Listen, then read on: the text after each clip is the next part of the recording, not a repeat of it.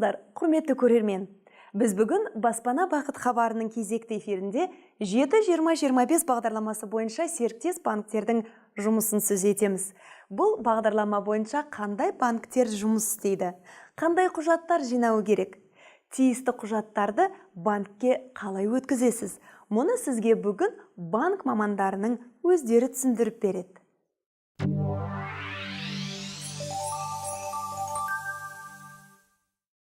7-20-25 ипотекалық бағдарламасының банк серіктестері мыналар. Банк Центр Кредит, Еуразиялық банк, АТФ банк, Цесна банк, банк РБК, Қазақстан халық банкі, Форте банк. Әдетте қарыз алушы үшін қиын көрінетін шаруа құжаттарды жинау. 7-20-25 ипотекалық бағдарламасына қатысу үшін табаныңыздан таусылмайсыз. Тек қажет құжаттардың тізімін нақты білсеңіз жеткілікті. Ол қандай құжаттар? Экранға назар салыңыз. Еңбек немесе кәсіпкерліктен түсетін табысты растайтын құжаттар. Ипотекалық жылжымайтын мүлік үй қарыздарының жоқтығын дәлелдейтін кредиттік бюроның кредиттік есебі. Меншік құқығындағы тұрғын үйдің болмауын растайтын анықтама халыққа қызмет көрсету орталығында беріледі.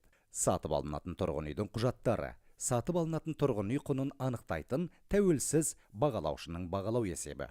Аталған құжаттардан бөлек, серіктес банктердің талабы бойынша басқа да құжаттар қажет болуы мүмкін. Ол қандай құжаттар? Мұны біз банк мамандарының өзінен сұрап білейік.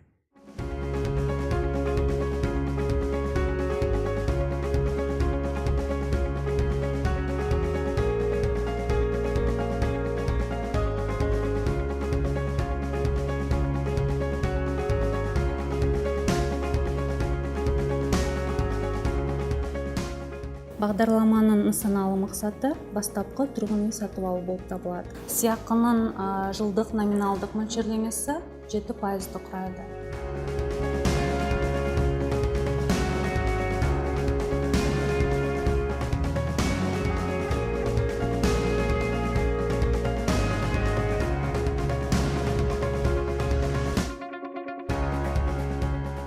Қарыз мерзімі 25 жылға дейін. Ипотекалық тұрғын үй қарызының валютасы тек қана теңгемен беріледі. Бастапқы жарна сатып алынатын үйдің бағасынан 20% төлейсіз. Сатып алынатын тұрғын үйдің ең жоғарғы құны Астана, Алматы, Ақтау, Атырау қалалары үшін 25 миллионға дейін, басқа өңірлер үшін 15 миллионға дейін беріледі.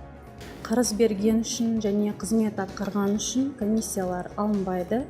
Кепіл мүлкін және қарыз алушының өмірін сақтандыру міндетті болып табылмайды.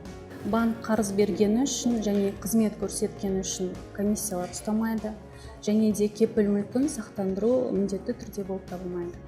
Бағдарламаның негізгі талаптары Қазақстан Республикасының азаматтығының болуы, еңбек қызметінен алынатын кіріс табысының соңғы 6 ай болуы,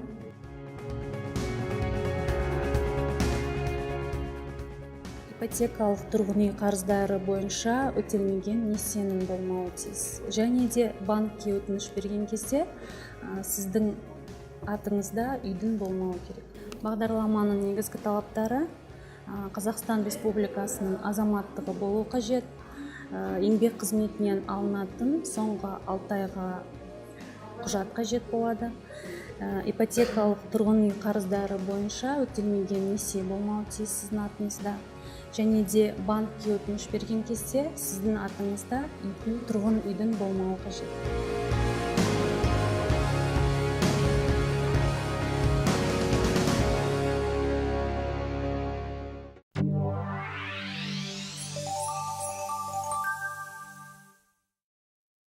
Құрметті көрермен, сіздер бүгін 7-20-25 бағдарламасы бойынша серіктес банктердің жұмысымен таныстыңыздар. Алдағы хабарымызда осы бағдарлама бойынша үй алғандардың өзін эфирге шақырамыз. Көріскенше күн жақсы.